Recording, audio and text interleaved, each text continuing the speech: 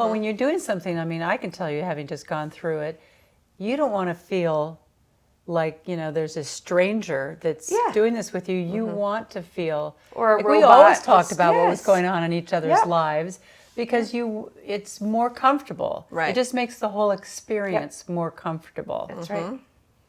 And then, of course, I especially like the days that you did Reiki. Well, I was going to say, yes, our dog therapy. And dog therapy, I love puppy days, yes. Absolutely, absolutely. And there's very few patients that don't enjoy that. It takes even if it's for 10 minutes, it takes their focus off of whatever's going on around them, and they focus on the music or the healing touch or the dogs or whatever it is. And even if it's just for a few minutes, it's they really enjoy it.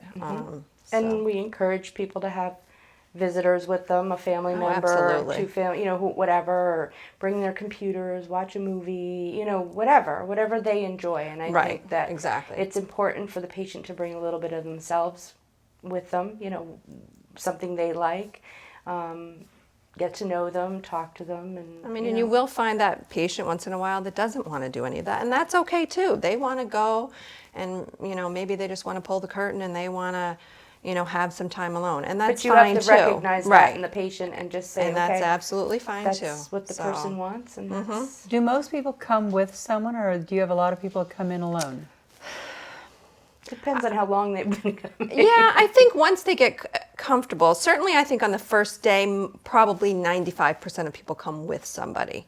After that, I think if they get comfortable, then they do tend to come alone. They're not sure on that first day, can I drive, can I eat, what am I going to be able to do? So they bring somebody with them. But I think as they get more comfortable, then they tend to not bring any. Now you will have somebody, the people that will continuously bring people, and that's great too. They have their support group, and maybe it's some girlfriends, maybe most of them don't want their husbands. They say, you stay home, I'm bringing my girlfriends. But I've had a lot of people say, this is my time. My time, They actually come in and they say, this is my 2 hours. I'm going to sit here and read a book. Yeah. I don't have to cook for anybody. I Right. don't have to do anything. Exactly. I don't So have it's, kids calling my name. It's peace and quiet. I can read a magazine. Well, I just wondered how often, even with the best of intentions, if sometimes other family members or loved ones actually make it a little bit more difficult. Absolutely. There's instances absolutely where that person can fuel the fire.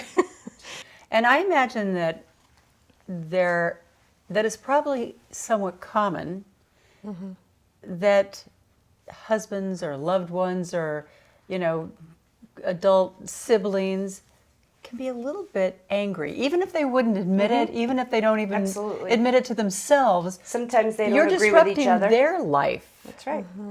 Or sometimes they don't agree with each other. Maybe two siblings don't agree with mom's decision, or to have a certain treatment, or there can be a lot of animosity between people. And sometimes you're kind of the referee going, wait a minute, this is what mom wants, or, what your sister wants, or whatever. And, I think we play that role. You're kind of all in a different role. roles. Yeah, you're not just the person doing the actual infusion. You're kind of a psychologist, family counselor. Yep. I mean, those are other very important aspects, I would think, of your job.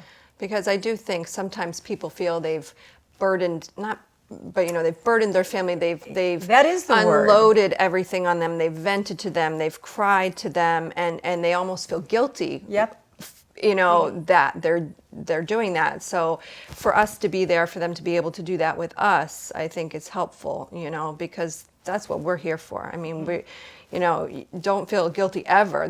We always tell people, this is the place to cry. If you need to cry, come cry with us. This is the place to do it, And we do big group hugs, We do group hugs. We like group hugs. We do. So, that's really important, because I think you really can feel like you're burdening somebody. There was a young woman there today, and, she didn't get the greatest of news, and that's what she said to her husband as she was crying. I'm sorry, I'm doing this to our family, and it's heartbreaking because it's not your fault. You're not doing anything, but that's how she felt.